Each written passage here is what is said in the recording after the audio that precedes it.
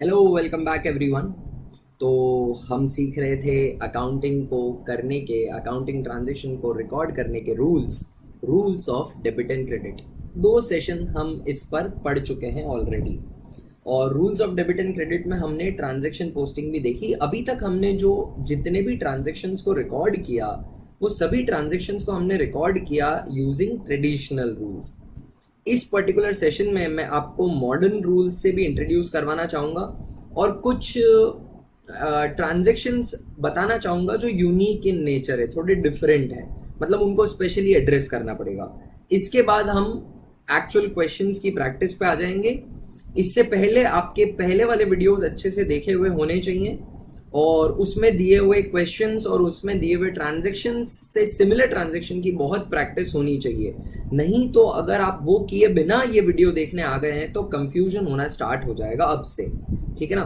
तो पहले अच्छे से प्रैक्टिस की, अब तक जितना भी पढ़ा है वो थरली क्लियर होना चाहिए, तो ये वीडियो देखिएगा। नहीं तो पहले वाले वीडियोस देखिएगा, पहले अच्छे से प्रैक्टिस करिएगा, rules of debit and credit finger tips पे करिएगा, ट्रेडिशनल रूल्स, और फिर इधर आइएगा। चलिए, तो इस वीडियो को स्टार्ट करते हैं। तो देखिए, rules of debit and credit बने क्यों, मैं फटाफट से रिवाइज कर देता हूँ। अकाउंटिंग है, अकाउंटिंग एक प्रोसेस है, प्रोसेस के अंदर हमें ट्रांजैक्शन को आइडेंटिफाई करना है, आइडेंटिफाई करने के बाद रिकॉर्ड करना है। रिकॉर्ड क्या करना है, एक बुक में करना है, जर्नल में करना है। रिकॉर्ड करने के लिए एक सिस्टम बना डुअल एस्पेक्ट, डबल एंट्री। हर ट्रांजैक्शन के दो एस्पेक्ट होते हैं, एक डेबिट एक क्रेडिट। हमें पता करना है कि कौन सा डेबिट होगा कौन सा क्रेडिट होगा, तो उसके लिए रूल्स बने, वो रूल्स है rules of debit and credit.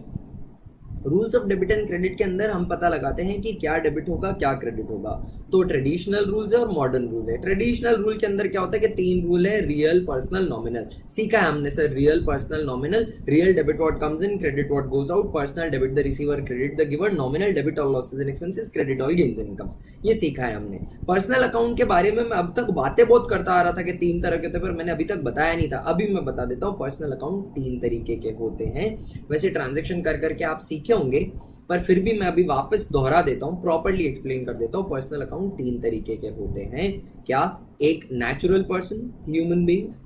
Artificial person तो रोबोट्स नहीं है। आर्टिफिशियल पर्सन मतलब वो ऑर्गेनाइजेशंस, इंस्टीट्यूशंस, कंपनीज जिनको इंसान चलाते हैं, बट वो खुद इंसान नहीं है। उनको आर्टिफिशियली हमने, उनका कोई फिजिकल एग्जिस्टेंस नहीं है, वो ह्यूमन नहीं है। तो आर्टिफिशियल पर्सन हो गए, जैसे company, institution etcetera. Artificial person, इन पे भी पर्सनल की तरह ही ट्रीट होगा। देन आते हैं रिप्रेजेंटेटिव पर्सनल अकाउंट। इनके पीछे ये रिप्रेजेंट करते हैं, इनके पीछे या तो कोई इंडिविजुअल पर्सन छुपा होगा या ग्रुप ऑफ पर्संस छुपे होंगे, पर उनका खुद का नाम यूज नहीं किया जाएगा। जिस नाम से इन्हें अकाउंट बुक्स में लिखा जाएगा वो डिफरेंट होगा फ्रॉम देयर एक्चुअल नेम। जैसे सैलरी देनी बाकी है किसी इंप्लॉय को, तो मैं इंप्लॉय का नाम नहीं लिखूंगा, मैं किसी और ट्रीट उसको बिल्कुल पर्सन की तरह ही करूंगा, पर मैं उस इंप्लॉय का खुद का पर्सनल नेम यूज नहीं करूंगा। क्योंकि कई इंप्लॉयज को सैलरी देनी बाकी होगी, तो उन सभी ग्रुप्स को रिप्रेजेंट करता हुआ एक अकाउंट बन जाएगा और वो अकाउंट पर्सनल के रूल से चलेगा। Representative person, group of person, या पर्सन भी हो सकता है, एक पर्सन भी हो सकता है। जैसे अनपेड सैलरी, किसी इंप्लॉय को सैलरी देनी बाकी है, तो अगर 10 इंप्लॉयज को सैलरी देनी बाकी है तो 10 का नाम यूज नहीं किया जाएगा, 10 को एक अकाउंट रिप्रेजेंट करेगा अनपेड सैलरी के नाम से, मान लीजिए, तो वो अकाउंट हो जाएगा रिप्रेजेंटेटिव पर्सनल अकाउंट। हमने एडवांस में रेंट पे कर दिया, एडवांस में रेंट पे कर दिया हमारे लैंडलॉर्ड को, तो हम लैंडलॉर्ड का अकाउंट नहीं लिखेंगे, हम एडवांस रेंट लिखेंगे। उनसे रिलेशन किस वजह से, गुड्स की वजह से नहीं है ना। तो उसमें पार्टी का नाम लिखने की बजाय हम क्या करते हैं, हम एक अकाउंट खोल देते हैं रिप्रेजेंटेटिव। ये एडवांस रेंट एक्चुअली हमारे लैंडलॉर्ड को ही रिप्रेजेंट कर रहा है, बट लैंडलॉर्ड का नाम लिखने की बजाय हम पर्सनल अकाउंट को क्या बोलेंगे एडवांस रेंट। सिर्फ नाम एडवांस रेंट बोलेंगे, ट्रीटमेंट पर्सनल की तरह ही होगा। तो term used is other than person's actual name.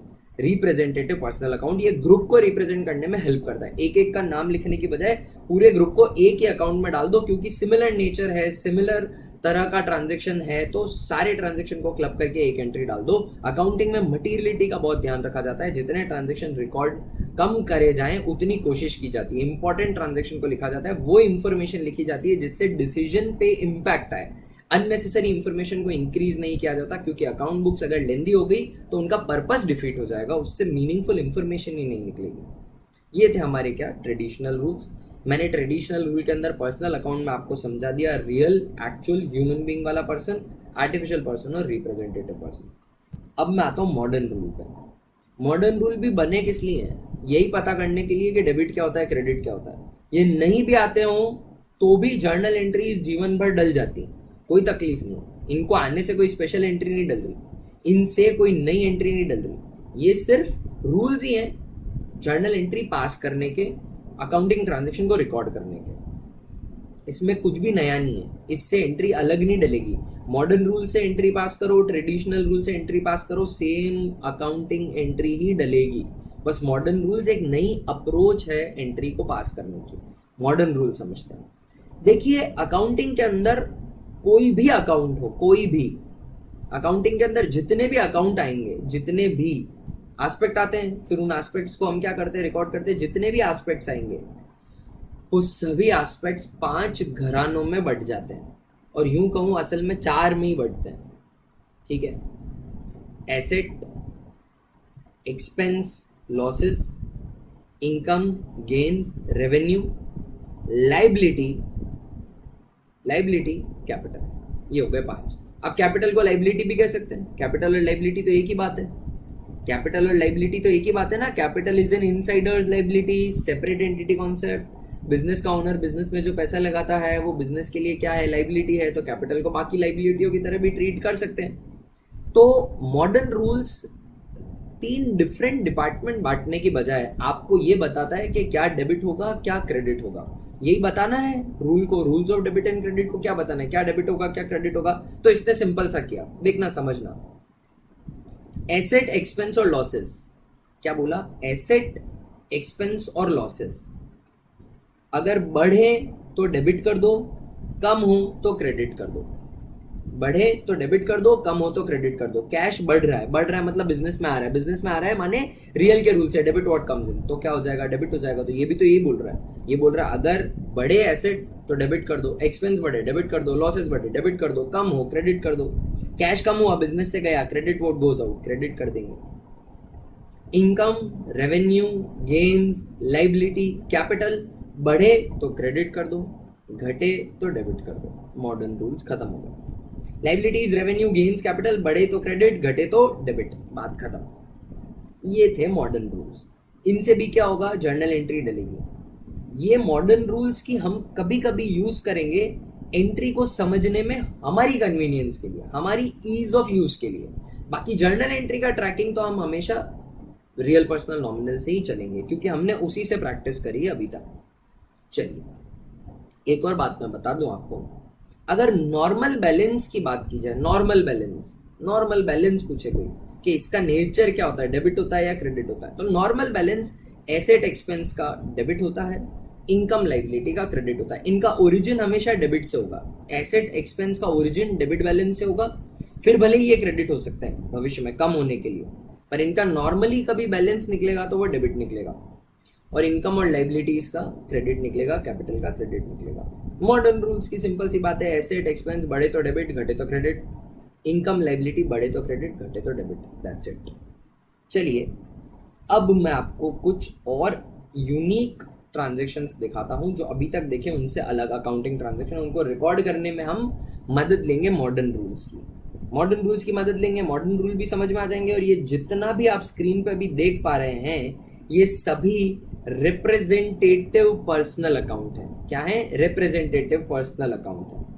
चलिए इनको समझते हैं। रिप्रेजेंटेटिव पर्सनल अकाउंट समझने के लिए मैं कुछ ट्रांजैक्शंस ले रहा हूं। देखिए एक्सपेंस भी करने पड़ते हैं बिजनेस को, इनकम भी होती है बिजनेस में। एक्सपेंस के अंदर मैं 2 सिचुएशंस बता रहा हूं आपको, 2 सिचुएशंस। पहली, due but not paid. Due हो चुका है, खर्चा हो चुका है, खर्चा तो हो गया, इनकर हो गया, हमने सर्विसेज रिसीव कर ली, बेनिफिट्स यूटिलाइज कर लिए, पर पैसे नहीं दिए। इसको हम बोलते हैं आउटस्टैंडिंग। किस टर्म से डिनोट करेंगे इसे? इसे बोलेंगे आउटस्टैंडिंग एक्सपेंस। कुछ भी हो सकता है, सैलरी हो सकता है, रेंट हो सकता है, वेजेस हो सकते हैं, कुछ भी हो सकता है, कोई भी खर्चा हो सकता है, बस आउटस्टैंडिंग है, देना बाकी है, देना बाकी है, करेक्ट है। Then paid in advance. Employee आया हमारा, बोला कि सर बच्चे के स्कूल की फीस जमा करनी है, और अगले महीने की सैलरी अगर एडवांस में मिल जाती तो हम तो बड़े अच्छे एम्प्लॉयर हैं, हमने एडवांस में दे दी उसको सैलरी।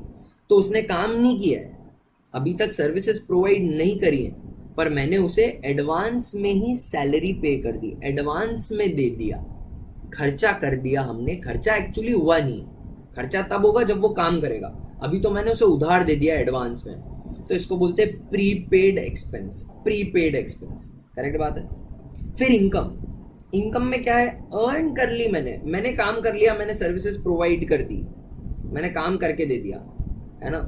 हमारे ऑर्गेनाइजेशन में एक प्लॉट खाली था, वो प्लॉट किसी ने बोला कि भैया हमें एक सेमिनार कंडक्ट करना है, वो प्लॉट हमें मिल सकता है क्या? हमने बोले एक दिन के लिए ले लीजिए। हमने एक सम कोट किया कि भाई 12,000 रुपये दिन भर के लगेंगे, आप उस प्लॉट को यूज़ करिए। उन्होंने सेमिनार कर लिया पर पैसे देने बाकी हैं। तो इनकम तो मैंने अर्न कर ली, मैंने मेरी तरफ से सर्विसेज प्रोवाइड कर दी, मैंने मेरी तरफ से मेरे एसेट को यूज़ करना अलाउ कर दिया, उन्होंने यूज़ कर भी लिया, उन्होंने बेनिफिट यूटिलाइज कर लिया, पर अभी उनके पैसे देने बाकी हैं। तो इनकम अर्न कर ली पर रिसीव नहीं हुई, तो उसे बोलते हैं अक्रूड इनकम। क्या बोलते हैं? Accrued income, earn but not yet receive. Okay, फिर आते हैं लास्ट, इनकम रिसीव कर ली एडवांस में, रिसीव कर ली एडवांस में। सेम सिचुएशन, हमारा प्लॉट खाली था, किसी ने बोला कि हमें सेमिनार कंडक्ट करना है आपके प्लॉट के ऊपर, हम कर सकते हैं क्या? हमने बोला करिए, पर 12,000 एडवांस में रखिए भैया, फिर आप संडे को यहाँ सेमिनार कर लेंगे। तो हमने एडवांस में ले लिया, अभी तक संडे आया नहीं है, अभी तक उन्होंने सेमिनार कंडक्ट नहीं किया, पर हमने पैसे लेके रख लिए पहले से, हमने एडवांस में रिसीव कर ली हमारी इनकम, एडवांस में रिसीव कर लिया। तो उसको क्या बोलेंगे? उसको बोलेंगे अनअर्नड या एडवांस इनकम। अनअर्नड, अर्नड होती मतलब कमा ली, अनअर्नड मतलब कमाई नहीं है अभी तक आपने, कमाना बाकी है अभी उसे, अनअर्नड। ठीक है, अब मैं क्या करूंगा, अभी मैं इनको ट्रेडिशनल रूल की बजाय मॉडर्न रूल के अप्रोच से जज करूंगा सभी एस्पेक्ट्स को। ये जितने भी दिख रहे हैं ना मॉडर्न रूल्स है, तो मॉडर्न रूल बोलता है कि इनको यूं 5 बाकी 4 घरानों में बांट दो, एसेट, एक्सपेंस, इनकम, लायबिलिटी। तो मैं सबको उस तरीके से क्लासिफाई कर रहा हूँ। सैलरी, एक्सपेंस, आउटस्टैंडिंग है, देना बाकी है, एम्प्लॉय ने काम कर लिया, उसे पैसे देने बाकी हैं, तो उधारी है हमारी। लायबिलिटी, लायबिलिटी क्या होती है? क्रेडिट होती है। एसेट और एक्सपेंस डेबिट होते हैं, इनकम और लायबिलिटी क्रेडिट होती है। बढ़े तो क्रेडिट, घटे तो डेबिट, इनकम लायबिलिटी, बढ़े तो डेबिट, घटे तो क्रेडिट, एसेट एक्सपेंस। तो आउटस्टैंडिंग एक्सपेंस लायबिलिटी है तो क्रेडिट हो जाएगा। Prepaid expense, prepaid expense, advance में दे दिया एक्सपेंस, पैसे दे दिए हैं, काम करना बाकी है, मैंने उधार दिया है, तो ये मेरा एसेट है, मैंने मेरे एम्प्लॉय को पैसे दे दिए हैं एडवांस में, अब उसकी जिम्मेदारी है कि वो मुझे काम करके दे अगले महीने, मैं तनख्वाह नहीं देने वाला हूं, बट उसका काम करना बाकी है, तो मेरा एसेट है वो, मैंने उसे उधार दिया है पैसा, तो मैंने एसेट, मेरा एसेट है, एसेट है तो बैलेंस क्या हो जाएगा मॉडर्न रूल्स के हिसाब से? Debit balance. करेक्ट बात है ना? ओके। इनकम, कमा ली, पर कमा ली, सर्विसेज प्रोवाइड कर ली, सर्विसेज प्रोवाइड कर दी, पर सामने वाले ने पैसे नहीं दिए, सर्विस के रेसिपिएंट ने पैसे नहीं दिए, तो पैसे देने बनते हैं उसके। सर्विसेज दे दी है मैंने उनको सर्विसेज प्रोवाइड कर दी है, तो अब उनकी उधारी हो गई है मेरे ऊपर, मैं उनसे पैसे मांगता हूं, लीगली मांगता हूं, तो मेरा एसेट हो गया वो, I can demand money from them, asset हो गया। एसेट हो गया तो बैलेंस क्या हो जाएगा? डेबिट बैलेंस हो गया। अनअर्नड इनकम, पैसे तो ले लिए, काम नहीं किया, काम करना बाकी है, तो वी ओ मनी, और रादर इस मनी के अगेंस्ट हम सर्विसेज ओ करते हैं मनी के गिवर को। तो हमारी रिस्पॉन्सिबिलिटी है कि हम क्या करें, हम उसके अगेंस्ट सर्विसेज प्रोवाइड करें, तो ये हमारी लायबिलिटी है, लायबिलिटी है तो बैलेंस क्या हो जाएगा? क्रेडिट हो जाएगा। चलिए इन सब की जर्नल एंट्री डालना सीखते हैं अब, ठीक है, एक एक करके सभी की जर्नल एंट्री मैं आपको बताता हूं। तो पहला ट्रांजैक्शन, सैलरी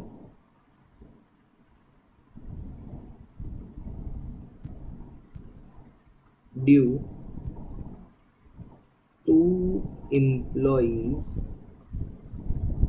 ऑफ ₹10,000। इसमें अब मैं अमाउंट भी लूंगा और मैं प्रॉपर फॉर्मेट में एंट्री भी पास करूंगा यहाँ से, है ना, सिर्फ डेबिट क्रेडिट पे नहीं रुकूंगा, प्रॉपर फॉर्मेट में एंट्री लिखूंगा। Salary due to employees of ₹10,000, due है, देनी दी नहीं है, ड्यू है, देनी बाकी है, ठीक है ना। आगे और लिख भी देता हूँ, नॉट पेड येट, पे नहीं करी अभी तक, बिल्कुल क्लियर कर दिया मैंने, पैसे नहीं दिए अभी, सैलरी ड्यू है, करेक्ट बात है, सैलरी ड्यू है, ओके।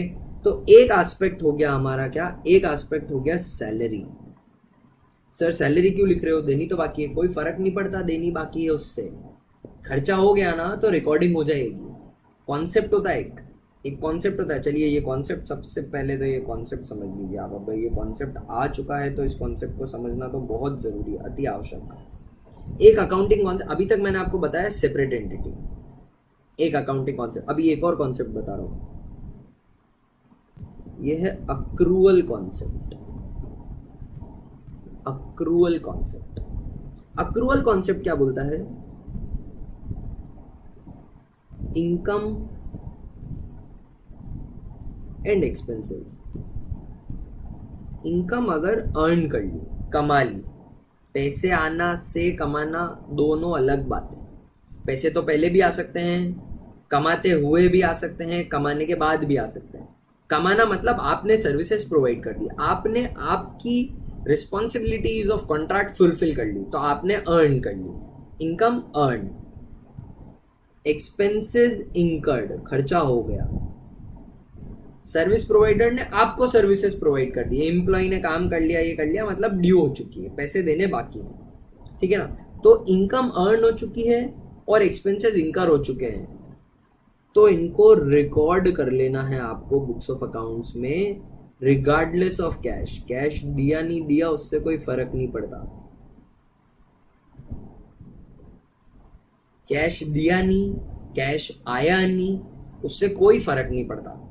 जब भी ये इंकर होंगे, अर्न होंगे, ये रिकॉर्ड किए जाएंगे बुक्स ऑफ अकाउंट्स में। ये बोलता है अक्रूवल का कॉन्सेप्ट। मतलब सैलरी दी तो भी एंट्री होगी, सैलरी एडवांस में दी तो भी एंट्री होगी क्योंकि तब तो कैश गया है, और सैलरी ड्यू है पर नहीं दी तब भी रिकॉर्ड होगी बुक्स ऑफ अकाउंट्स पर। खर्चा मान लिया जाएगा उसको, साल भर मत दो आप तो भी खर्चा मान लिया जाएगा, कमाई निकालते हुए उसे सब्ट्रैक्ट किया जाएगा ऑफकोर्स, क्योंकि फ्यूचर में कभी ना कभी तो पे करेंगे ना। अगर ये खर्चा, मैं कोई भी खर्चे का कैश में पेमेंट करूँ ही नहीं तो प्रॉफिट निकालूंगा तो सारी सेल्स प्रॉफिट आ जाएगी, इसका मतलब ये थोड़ी होगा आपने खर्चा किया ही नहीं। खर्चे किए, कैश देना बाकी है, कैश से कोई लेना देना नहीं है। इंकर होने पे रिकॉर्ड हो जाता है, इनकम अर्न होने पे रिकॉर्ड हो जाती है, रिगार्डलेस ऑफ कैश। कैश दिया नहीं, कैश आया नहीं, कोई फर्क नहीं पड़ता, उनकी रिकॉर्डिंग होगी। ओके, तो उसी तर्ज पर वापस इस ट्रांजेक्शन पे आ जाओ। कौन सा ट्रांजेक्शन था, salary due to employees of ₹10,000 not paid yet. Not paid yet या not yet paid, correct English, not yet paid, not yet paid, ठीक बात है ना। तो सैलरी, सैलरी इंकर हो गई क्या, बिल्कुल हो गई सर, ड्यू है इंकर, तो रिकॉर्ड कर लेंगे, खर्चा मान लेंगे, तो सैलरी एक एस्पेक्ट हो गया सैलरी। अब दूसरा है एम्प्लॉइज, पर सारे एम्प्लॉइज को नहीं लिखूंगा मैं एम्प्लॉइज, बट एम्प्लॉइज की जगह क्या वर्ड यूज करूंगा, मैं वर्ड यूज करूंगा आउट स्टैंडिंग सैलरीज। मैं वर्ड यूज करूंगा आउटस्टैंडिंग सैलरीज। अब आउटस्टैंडिंग सैलरीज को ट्रेडिशनल रूल की जगह मॉडर्न रूल से देखो तो सर आउटस्टैंडिंग सैलरी मतलब सैलरी ड्यू है पर पैसे नहीं दिए, पैसे नहीं दिए मतलब लाइबिलिटी, लाइबिलिटी माने क्रेडिट। तो ये आउटस्टैंडिंग सैलरी मॉडर्न रूल से क्या हो जाएगी सर, सर क्रेडिट हो जाएगी। सैलरी क्या है सर, सैलरी एक्सपेंस है, एक्सपेंस है, तो एक्सपेंस के लिए क्या बोलते हैं, बढ़े तो डेबिट, घटे तो क्रेडिट। तो ये क्या हो रहा है, एक्सपेंस बढ़ रहा है, सैलरी बढ़ रही है, खर्चा बढ़ रहा है, तो डेबिट कर दो, तो क्या कर दो, डेबिट कर दो। और बाकी ट्रेडिशनल रूल से देखें तो एक्सपेंस है, नॉमिनल है, नॉमिनल है तो debit all losses and expenses, credit all gains and incomes, तो भी डेबिट होगा, ठीक है। आउटस्टैंडिंग सैलरी को मॉडर्न रूल्स की जगह ट्रेडिशनल रूल से देखो तो आउटस्टैंडिंग सैलरी रिप्रेजेंट करती है किसको, एक पर्सन को। कौन है पर्सन, वो पर्सन है एम्प्लॉइज। एम्प्लॉइज ने क्या किया, सर्विसेज के गिवर हैं, क्रेडिट द गिवर, इसलिए क्रेडिट कर दिया। जर्नल एंट्री क्या बनेगी सर इसकी, जर्नल एंट्री बनेगी सिंपल सी जर्नल एंट्री, सुंदर सी एक फॉर्मेट में लिखेंगे तो कैसे लिखेंगे, salary account DR, salary account DR to outstanding, ऐसे शॉर्ट फॉर्म में लिख सकते हो आप, आउटस्टैंडिंग सैलरीज अकाउंट, और पैसे भी लिख दोगे पूरे कितने, 10,000 रुपीज, 10,000 रुपीज। ये हमने क्या किया, सैलरी, आउटस्टैंडिंग सैलरी की जर्नल एंट्री समझी। चलिए अब आते हैं हम पेड इन एडवांस में। अभी एडवांस के पेमेंट की सिचुएशन में क्या होता है कि हमें पे करते हुए ना, जब हम पैसे दे रहे होते हैं तब रियलाइज ही नहीं होता कि हम एडवांस में दे रहे हैं। ईयर एंड पे जब हम देखते हैं तो पता चलता है कि यार इतना टाइम पीरियड तो अभी बाकी है, इतना तो अगले साल का दे दिया, एडवांस में दे दिया, तो पेमेंट करते टाइम इसका एडजस्टमेंट नहीं होता। ईयर एंड पर पीरियड जब एंड हो जाता है तब हम चेक करते हैं कि कहीं कोई खर्चा एडवांस में तो पेड नहीं है, तब हमें रियलाइज होता है कि इतना पैसा एडवांस में, तो इसका एडजस्टमेंट ईयर एंड पर करते हैं। तो समझिएगा, मैं एक ट्रांजेक्शन लेता हूं, पहले ट्रांजेक्शन लूंगा, फिर आपको एडवांस में पेड एक्सपेंसेस का ट्रांजेक्शन उससे कनेक्ट करके बताऊंगा। अभी जो ट्रांजेक्शन ले रहा हूं एडवांस का नहीं, अभी एक नॉर्मल ट्रांजेक्शन है। देखिए, एसेट्स होते हैं, मोटर व्हीकल्स होते हैं, उसका इंश्योरेंस करवाना पड़ता है, लॉ है। और इंश्योरेंस व्हीकल की परचेज से चलता है, परचेज की डेट से चलता है, मतलब उसका ईयर डेट ऑफ परचेज से डेट ऑफ परचेज से ईयर चलता है पूरा। तो एक एसेट है हमारी मोटर व्हीकल, उसका हमने इंश्योरेंस करवा रखा है, उसकी इंश्योरेंस प्रीमियम की डेट आई किसी पर्टिकुलर डे पे और हमने इंश्योरेंस प्रीमियम पे कर दी पूरी। करेक्ट बात है। मान लीजिए कि आपने जो मोटर व्हीकल खरीदा था उसकी डेट ऑफ परचेज थी 1 जनवरी।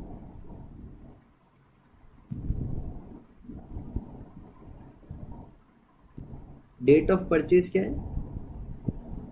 1 जनवरी, ठीक है। और ईयर एंड जो होता है हमारा, फाइनेंशियल ईयर जो एंड होता है, ईयर एंड वो हो जाता है 31 मार्च को, हमारा साल खत्म हो जाता है बेटा। 31 मार्च को साल खत्म हो जाता है फाइनेंशियल ईयर। हमने डेट ऑफ परचेज करी 1 जनवरी को, 1 जनवरी को इंश्योरेंस की प्रीमियम पे करनी पड़ी होगी, मान लीजिए इसकी हो रही है 12,000 रुपए, 12,000 रुपए इंश्योरेंस प्रीमियम। करेक्ट बात है। जिस दिन हमने इंश्योरेंस प्रीमियम पे करी होगी उस दिन एक ट्रांजैक्शन हुआ होगा, insurance premium paid for car ₹12,000। उस दिन ये ट्रांजैक्शन हुआ, 12,000 रुपए हम कैश में पे करके आए प्रीमियम के, तो उस दिन हमने ये ट्रांजैक्शन इंश्योरेंस प्रीमियम पे करी हमने, है ना। तो जिस दिन पे करी होगी 1 जनवरी को, उस दिन हमने एक एंट्री पास करी होगी, जर्नल एंट्री पास करी होगी। दो एस्पेक्ट क्या इसमें? एक एस्पेक्ट तो है सर इंश्योरेंस प्रीमियम, एक एस्पेक्ट है इंश्योरेंस प्रीमियम। दूसरा क्या दिया आपने? इंश्योरेंस प्रीमियम कैसे पे करी? कैश पे किया ना, तो दूसरा एस्पेक्ट क्या हो गया? दूसरा एस्पेक्ट हो गया कैश। एक एस्पेक्ट हो गया इंश्योरेंस प्रीमियम, दूसरा एस्पेक्ट हो गया कैश। इंश्योरेंस प्रीमियम क्या है आपका? अब इन दोनों एस्पेक्ट्स का रियल पर्सनल नॉमिनल पता करना है हमको, हम ट्रेडिशनल रूल से चल रहे हैं, है ना। तो इंश्योरेंस प्रीमियम क्या है? सर एक्सपेंस है, सर एक्सपेंस है। एक्सपेंस है तो कौन सा खर्चा है? प्रीमियम पे करी, खर्चा ही अपना। कौन सा रूल गवर्न करेगा? Nominal, real personal nominal. Nominal का रूल क्या बोलता है? Debit what comes in. Nominal का rule debit what comes in, ये तो रियल का रूल बोलता है। नॉमिनल का रूल बोलता है debit all losses and expenses, credit all gains and incomes. तो इंश्योरेंस प्रीमियम क्या हो जाएगी? डेबिट हो जाएगी। कैश पहचानते हैं हम इसको, बहुत दफा देखा। एसेट होता है सर, करंट एसेट होता है, रियल के रूल से गवर्न होता है। Debit what comes in, credit what goes out. Cash आ रहा है, जा रहा है बिजनेस में, इंश्योरेंस प्रीमियम की पे करी, कैश जा रहा है, तो इसको क्रेडिट कर देंगे, जर्नल एंट्री प्रॉपर फॉर्मेट में। जर्नल एंट्री क्या डलेगी? प्रॉपर फॉर्मेट में जर्नल एंट्री क्या डलेगी? एंट्री डलेगी insurance premium account DR to cash account. Insurance premium account DR to cash account. और अमाउंट कितना भरेंगे? अमाउंट भरेंगे 12,000 का, क्योंकि तब हमने 12,000 पे किया। ये समझ में आई क्या एंट्री? ओके, समझ में आई सर, समझ में, है ना। अब आएगा ईयर एंड। ईयर एंड होगा 31 मार्च को।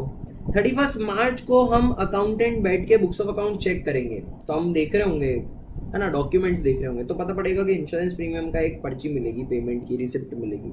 उसमें देखेंगे तो पता पड़ेगा 12,000 पे किया। पूछेंगे भैया कौन सी गाड़ी का पे किया? बोले 1 जनवरी को गाड़ी खरीदी थी, उसका पे किया। अच्छा, कितना टाइम बीता है अभी? कितना टाइम पास हुआ है गाड़ी खरीदे हुए? सर 1 जनवरी को खरीदी थी, अभी 31 मार्च आई है। प्रीमियम कहां तक की पेड है? सर पूरे साल की प्रीमियम पेड है, पूरे साल की प्रीमियम 31 दिसंबर तक की पेड है। कितने पीरियड बीत गए, कितना टाइम बीत गया, 3 मंथ्स बीत चुके हैं। 3 मंथ्स की इंश्योरेंस की सर्विसेज आपने यूज कर ली। 3 महीने तक आप शहर के अंदर गाड़ी चला रहे थे, अगर कुछ भी डैमेज वैमेज होता तो इंश्योरेंस कंपनी रीइंबर्स करती। पर अभी आगे आने वाले 9 मंथ्स एडवांस में पेड है, इंश्योरेंस कंपनी को एडवांस में दे रखा है आपने, आए थोड़ी अभी। अप्रैल से लेकर 1 अप्रैल से लेकर 31 दिसंबर तक की सर्विसेज इंश्योरेंस कंपनी को देनी बाकी है अभी, पर उसके पैसे हम 1 जनवरी को ही दे चुके हैं।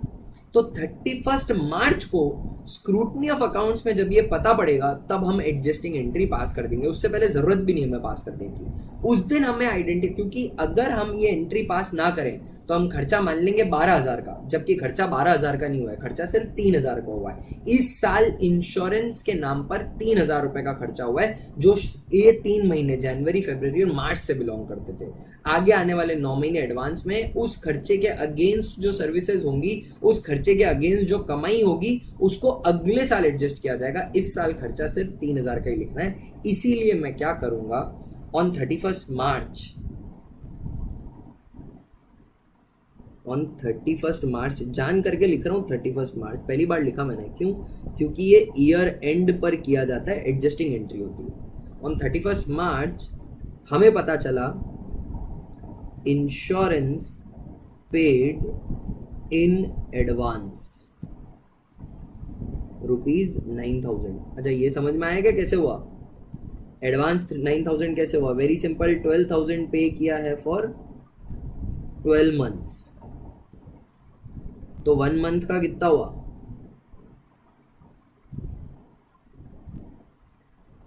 तो 1 मंथ का कितना हुआ सर? बहुत सिंपल है, 12,000 डिवाइडेड बाय 12, तो 1 महीने का हुआ 1,000 rupees.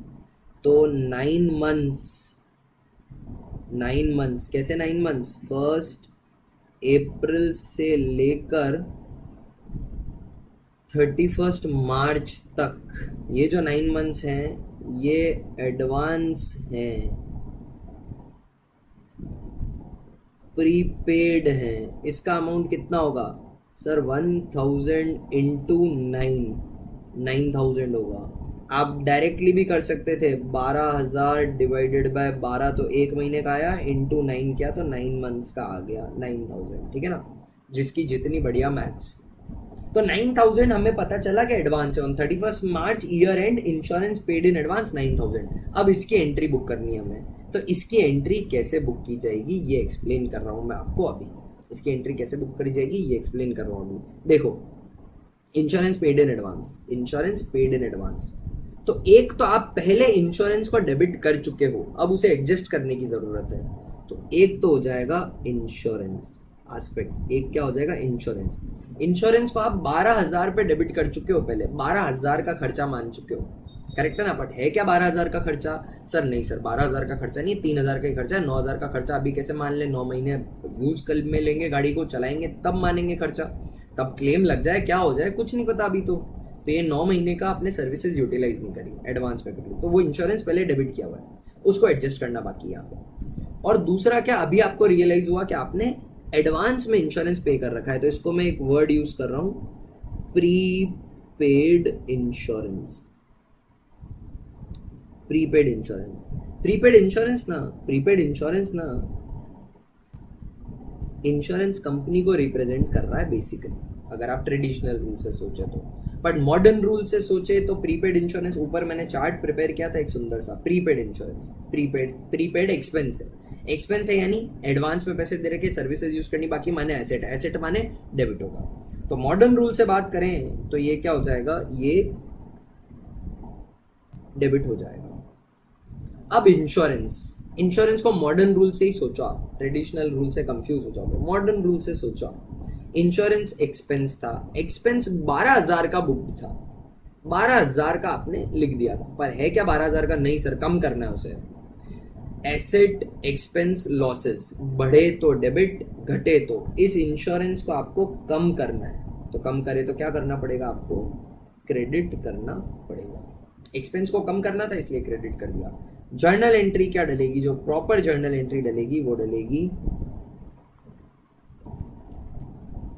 Prepaid insurance account DR to insurance account. Amount कितना डलेगा? 9,000 रुपीज। 9,000 12 से नहीं डाल सकते आप, क्योंकि 3,000 रुपये का तो बीत चुका है टाइम। 3,000 की सर्विसेज तो आपकी यूटिलाइज कर ली। ओके गाइज, चलिए वेरी गुड। अब आता हूं मैं इनकम पे। इनकम में क्या रही है? Earn but not yet received, accrued income है, ठीक है ना। तो आपने कमा ली पर पैसे नहीं मिले, टाइम बीत चुका है, ठीक है। तो इसका हम कर लेते हैं, इसका मैं ट्रांजैक्शन बना देता हूं आपके लिए।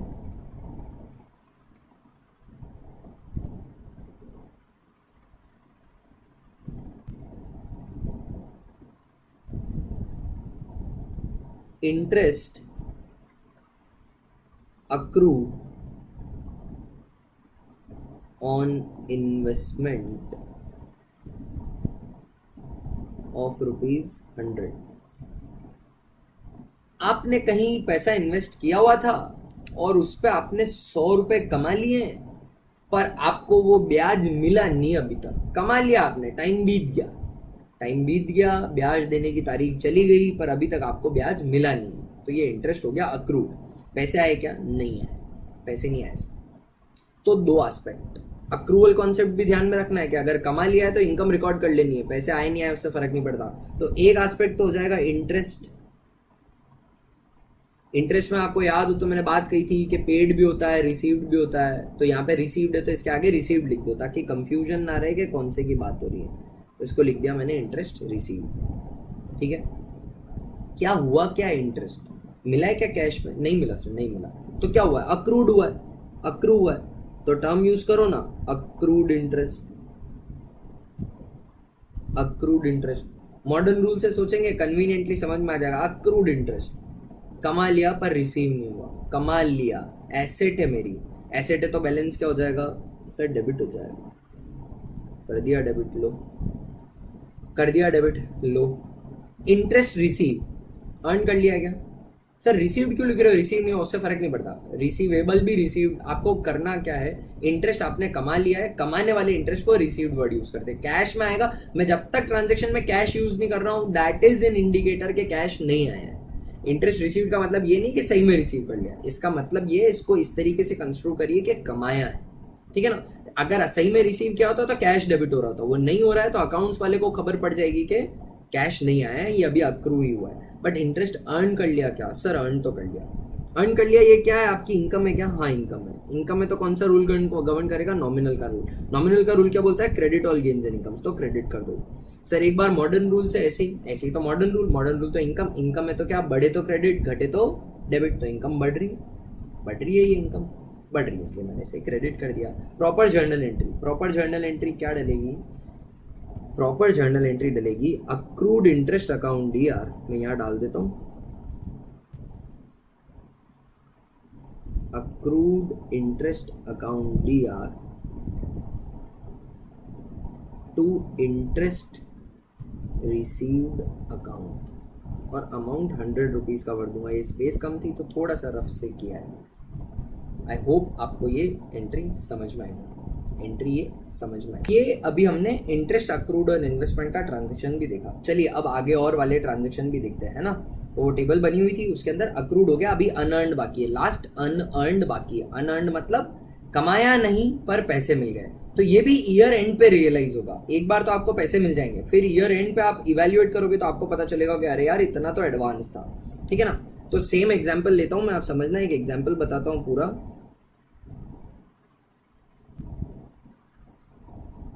कमीशन रिसीव ₹12,000 ऑन 1 जनवरी को कमीशन रिसीव हुआ, ठीक है ना। ऑन 31 मार्च, ईयर एंड है, 31 March year end, financial year end पे रियलाइज हुआ कि half of the work is not done yet, आधा काम अभी तक नहीं किया है ना। 31 मार्च को रियलाइज हुआ, तो 1 जनवरी को जब मैं एंट्री पास करूंगा 1 जनवरी को, तब मैं ये देखूंगा कि कमीशन मुझे रिसीव हुआ है 12,000 रुपए का, उस दिन मेरे को कमीशन रिसीव हो रहा है। 31 मार्च को जब हम अकाउंट्स इवेल्युएट करेंगे तो पता पड़ेगा कि कितना काम किया कितना काम नहीं किया। अभी क्या है, 1 जनवरी को कमीशन रिसीव हो रहा है, तो 1 जनवरी को तो आप एंट्री डाल दोगे कमीशन रिसीव्ड की। 1 जनवरी को आप एंट्री क्या डालोगे, कमीशन रिसीव्ड इन कैश ₹12,000। उस दिन सिर्फ आपको ये पता है कितना एडवांस है क्या है, इसके आपको रियलाइजेशन ही नहीं। तो 1 जनवरी को आपको कमीशन रिसीव हुआ कैश में। दो एस्पेक्ट हो जाएंगे, एक कैश हो जाएगा सर, एक कमीशन रिसीव्ड हो जाएगा। कैश एसेट है, रियल है, आ रहा है जा रहा है, आ रहा है जा रहा है बिजनेस में सर, आ रहा है बिजनेस में सर, आ रहा है, डेबिट कर दिया, डेबिट कर दिया। Debit what comes in, credit what goes out. Commission received income है, नॉमिनल का रूल गवर्न करेगा, नॉमिनल का रूल गवर्न करेगा। तो क्या कर देंगे, नॉमिनल का rule, debit all losses and expenses, credit all gains and incomes. तो ये इनकम है तो क्रेडिट कर दूंगा। अच्छे से एंट्री भी पास कर देता हूँ। अच्छे से एंट्री क्या डलेगी, cash account DR to commission received account. पैसे आज तो मैं 12,000 रिसीव हुए, पूरे 12,000 लिख दूंगा, ठीक है। अब आगे जाकर ईयर एंड पर ऑन 31 मार्च अकाउंट बुक्स की स्क्रूटनी चल रही है। अकाउंटेंट्स आपको पता चला कि half of the work is yet to be done, therefore half of the commission received is unearned। आधा काम करना बाकी है, इसका मतलब आधा कमीशन जो आपने कमाया है ना, जो आपको मिला है, वो कमाया नहीं है आपने, ठीक है। तो इस दिन हम अनअर्नड कमीशन की एंट्री डालेंगे, आधा। तो देखिए 12,000 का रिसीव हुआ था, कितने का रिसीव हुआ था, 12,000 का रिसीव हुआ था। इसके दो हिस्से हो जाएंगे, 6,000। ये तो अर्न कर लिया आपने, बट बचा हुआ जो 6,000 है वो अनअर्नड है, अनअर्नड है। तो आपको सिर्फ 6,000 को अनअर्न की एंट्री करनी है। 6,000 कमा लिया, उसको प्रॉफिट, उससे प्रॉफिट भी कंप्यूट कर लो, बट ये 6,000 से आप प्रॉफिट कंप्यूट नहीं कर सकते क्योंकि इसके अगेंस्ट आपने काम ही नहीं किया, तो इसको इनकम में नहीं जोड़ सकते, आपको हटाना पड़ेगा। तो इसके दो एस्पेक्ट, एक एस्पेक्ट तो हो जाएगा अनअर्नड कमीशन, एक एस्पेक्ट क्या हो जाएगा, अनअर्नड कमीशन, ठीक बात है, अनअर्नड कमीशन। और दूसरा एस्पेक्ट हो जाएगा कमीशन रिसीव्ड। ऊपर आप याद करिए, यहां पर आप क्या करके बैठे हैं, आप यहां पर 12,000 के कमीशन को क्रेडिट करके बैठे हैं। कमाया है क्या आपने 12,000 को क्रेडिट करके बैठे, मतलब 12,000 की इनकम मान के बैठे हैं, बट 12,000 की इनकम तो आपकी हुई नहीं है, आपकी इनकम तो 6,000 की हुई है। यानी ये इनकम 6,000 रुपए से कम करनी है, इनकम को कम करना है। मॉडर्न रूल से सोचें, इनकम को कम करना है। एसेट एक्सपेंस बढ़े तो डेबिट, घटे तो क्रेडिट। इनकम लाइबिलिटी बढ़े तो क्रेडिट, घटे तो डेबिट। तो ये कमीशन रिसीव डेबिट हो जाएगा। अनअर्नड कमीशन मॉडर्न रूल से सोचते हैं सर, मॉडर्न रूल से सोचते हैं तो लाइबिलिटी है सर, पैसा रिसीव हो गया बट काम करना बाकी है, सर्विसेज प्रोवाइड करना बाकी है। तो लाइबिलिटी का बैलेंस क्या होता है, क्रेडिट होता है। लाइबिलिटी इंक्रीज हो रही है, क्रेडिट कर दो। जर्नल एंट्री, अच्छे से जर्नल एंट्री क्या बनेगी, अच्छे से जर्नल एंट्री ये बनेगी, commission received account DR to unearned commission account. पैसे कितने डालेंगे सर, 6,000 सर, 6,000। तो अभी तक हमने समझा आउटस्टैंडिंग, अनअर्न्ड, अक्रूड और प्रीपेड को। मैं विश करता हूँ और ये पूरा पॉजिटिव हूँ मैं इस बात को लेकर के, आपको ये अच्छे से समझ में आ गया होगा। कोई तकलीफ हो तो आप मेरे को रीच आउट कर लीजिए, जिस भी मीडियम से आपको समझ में आता है उससे, ठीक है ना।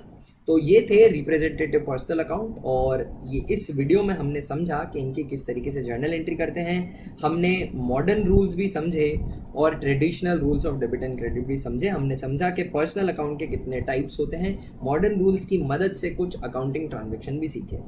अगले वीडियो में मैं आपको कुछ और ऐसे ही अकाउंटिंग ट्रांजेक्शन एक्सप्लेन करूंगा। अगले वीडियो में जल्दी मिलते हैं दोस्तों, तब तक के लिए बाय। और मैं विश करता हूं कि आपका आज का दिन बहुत ही बढ़िया और ज़बरदस्त हो।